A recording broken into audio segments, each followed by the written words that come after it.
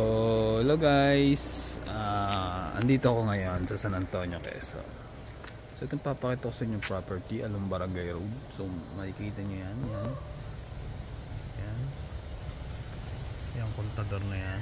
Yan ang start ng frontage. So napakahaba ng frontage hanggang doon. So ang frontage nya more or less nasa 120 meters. So may poste, may Meralco, then may internet. Yan, naka-fence siya. Yan ang naka-fence. Kabakod. Mas malinis yung loob nya. Along Barangay Road, 2-way.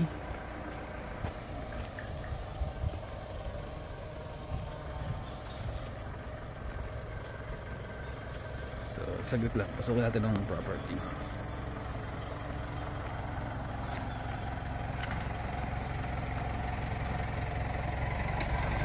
Naka-gate siya. Saglit lang, wala pang tao. So, yan, naka-gate siya.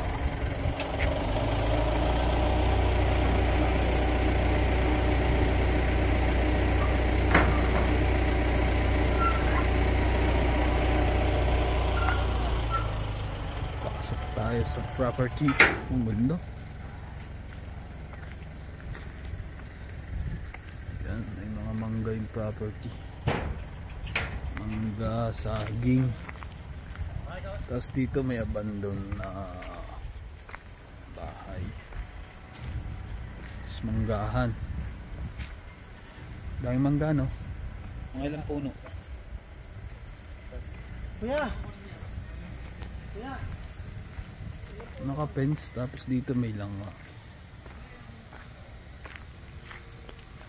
May abandoned house dito.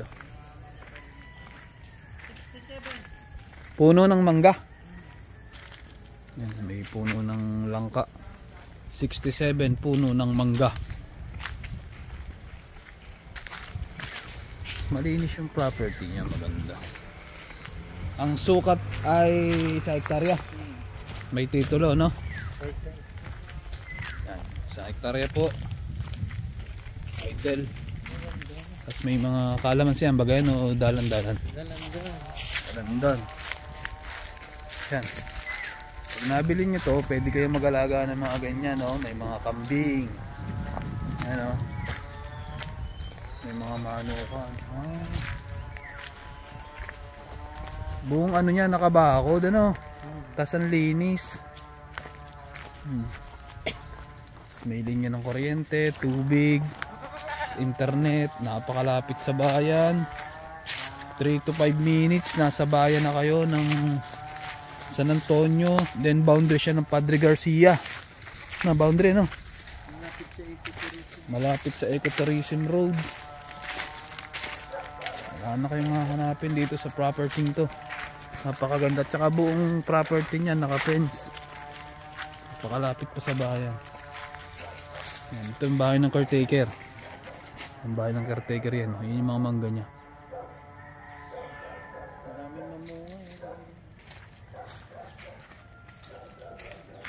Yan.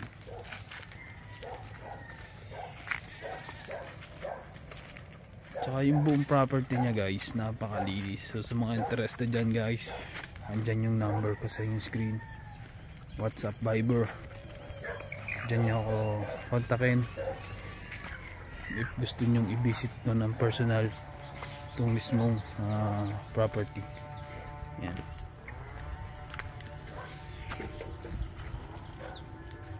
Yan yung mga dalan-dalan niya. So halos buong property guys nalibot na natin. Tsaka guys, oh, hindi siya liblib. Napakadami niyang kapitbahay. Ayan, oh. Ang dami niyang kapitbahay. Hindi siya liblib.